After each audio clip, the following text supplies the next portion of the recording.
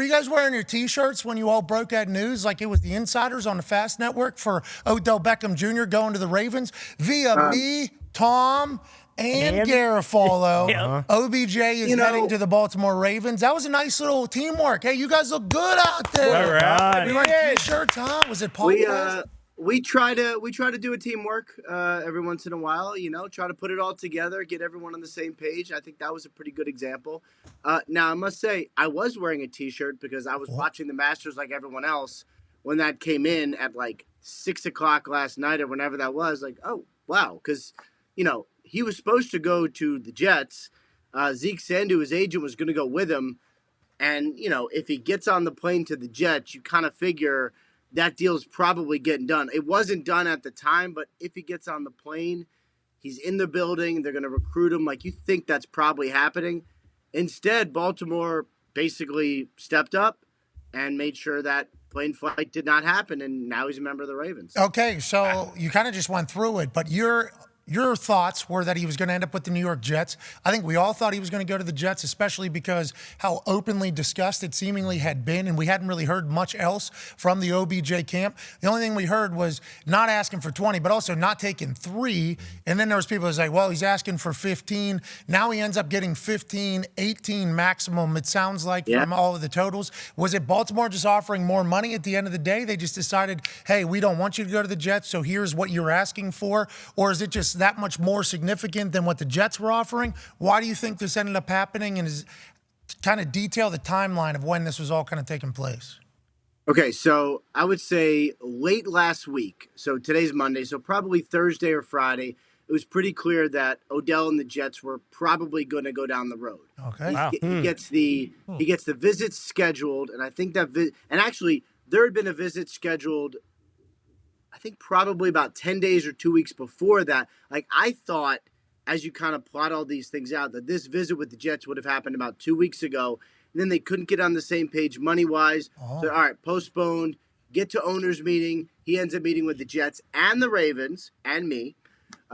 We had a great handshake. And what's up, Bo? Then he kind of takes a step back. And, it was pretty clear that the Jets were talking to him. And when the news gets out that the Jets are going to have him on a visit, then I think it was pretty, evident to the Ravens, like, either do this now, like step up, make this happen now, or it's probably not. So basically, when that news got out that he was going to visit, the Ravens and agent Zeke Sandu kind of got re-engaged. The Ravens did offer more, not just in overall money, but in sort of real money. Like, this is 15 guaranteed. Like, this is real, so it's, as show it right there, almost 14 in a signing bonus, all guaranteed, 1.2 base, that is guaranteed as well, and then $3 million in incentives. So that was more than the Jets had on the table, so much so that I think if you would ask the Jets, like, what should he do, they probably would have said, take it. He's a number 1 for Baltimore, probably would have been a number 2 for the Jets. That's a big difference. But this is a pretty good deal. Yeah, I'd say it's a pretty good deal. And we were watching through highlights of Odell Beckham Jr. when he was with the Rams earlier today.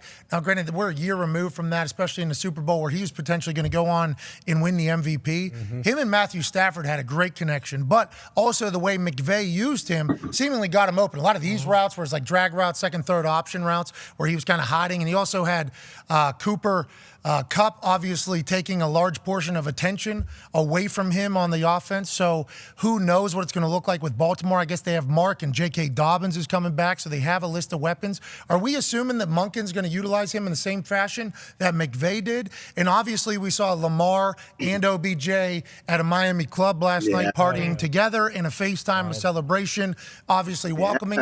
What does this mean for Lamar? There's $15 more million out of the Ravens salary cap towards OBJ, but it seems like Lamar's happy about it. What are we expecting offense-wise from OBJ? And also, what does this mean for Lamar in your eyes? First of all, just the salary cap. I don't believe it's $15 million out of the salary cap. I think there are voidable years at the end of this. So it's going to be 15 cash, real money this year, but they're going to spread it out over probably 5 years. We'll see what it ends up being. Damn. 4 voidable years, pretty much? I don't know that for sure, but that is my guess as far as how they make this all happen. And then it would probably cost about 5 or so salary cap dollars, and then the rest you kind of push to the future. But yeah, I would say, this is something that, they're going to make work. It's also, I think the Lamar thing is interesting because I, kind of heard but never could quite make sure that Lamar was involved in the recruiting. And then he posts a Instagram picture of him literally talking to Odell. I mean, all these, there's a lot of young, really good players who look up to Odell and are friends with him. I would count Lamar as one of them. So, there's no deal for Lamar that's close, but this is a pretty good indication that he's going to be their quarterback this year, barring something crazy. So franchise tag potentially or probably at this point is what you're thinking? Probably, but the Ravens have kept trying to work on it, and usually if someone keeps trying to work on it rather than just go, all right, forget it, whatever, like you keep trying to work on it, hopefully there's a solution in there somewhere. Do we think the OBJ thing was a massive olive branch from Baltimore to Lamar as well?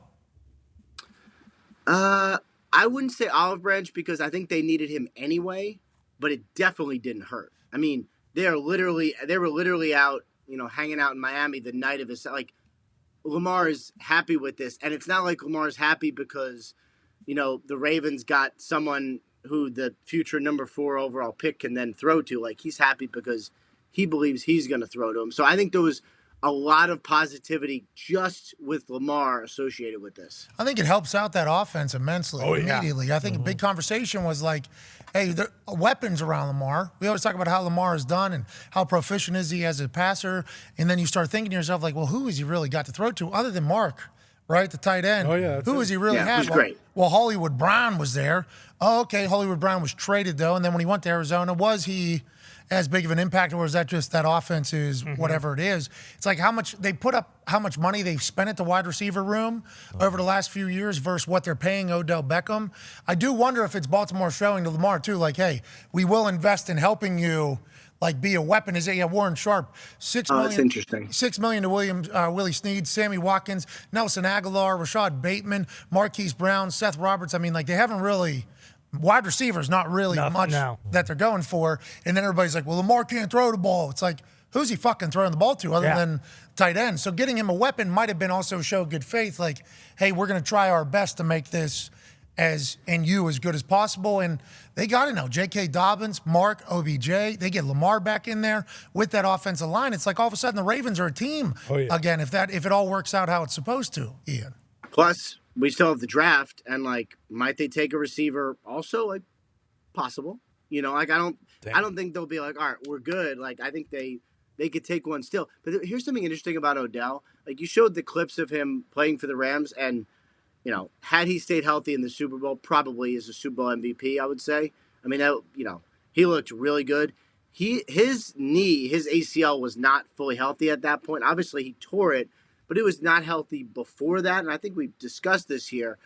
More than a year removed from ACL surgery, his knee is probably healthier than it has been in quite some time. Like, they're going to be getting a very good and very healthy player. A couple years older, but much healthier. And I assume nobody's expecting him to play all 17 games, right? None of us are going into this thinking he's going to play all 17 games, probably take a couple games off, rest a couple, maybe have a tight hammy or something. He's a Lamborghini, though. Like, this is how life is. He's going back into a cold division. Right.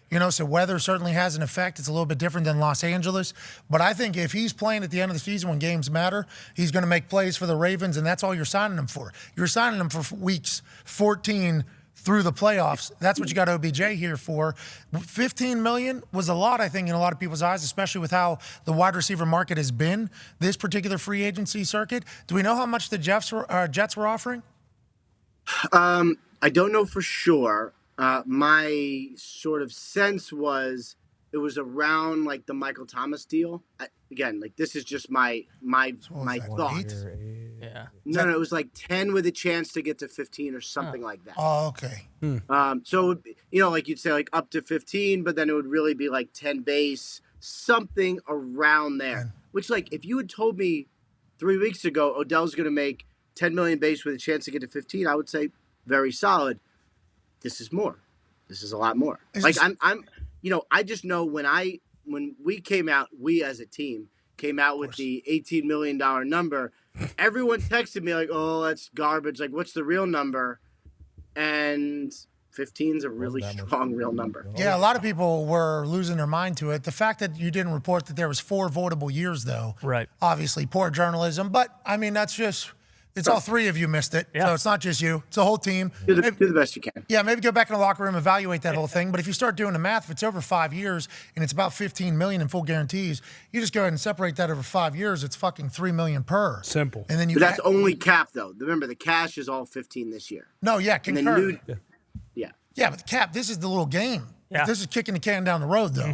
This is the Ravens seemingly starting to go all in, which we assume what Lamar Jackson's contract will look like as well. But we see this with the Rams just a little bit ago. Oh, yeah. How will they dance around those waters of not becoming a completely fucked team if it doesn't work out in a couple years? We shall see. But good for Ravens fans. Hey, your team's in it. Yeah. Your team's still making plays. And it seems like Lamar Jackson's happy. They were in the club last night, and bottle service brought a welcome Lamar and OBJ over to the table. Lamar looks so cool. Oh, my God. Chilling. So cool in that club. I mean, I'm happy they're having a blast, and I'm happy Ravens fans are getting something to, like, look at. Where were they? Do we know? Probably 11. I don't know. Miami. Do we know all the places? No. There's a bunch of new places. Miami was. Did you see that UFC fight? Big weekend. Everybody was there. So many people. I missed it. When was it? Saturday?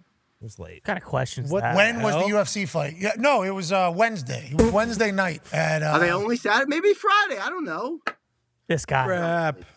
Come on. Brad, welcome to I've never been 2023. to Why Dana hates Welcome to the journalists. modern Maybe one of these world. days.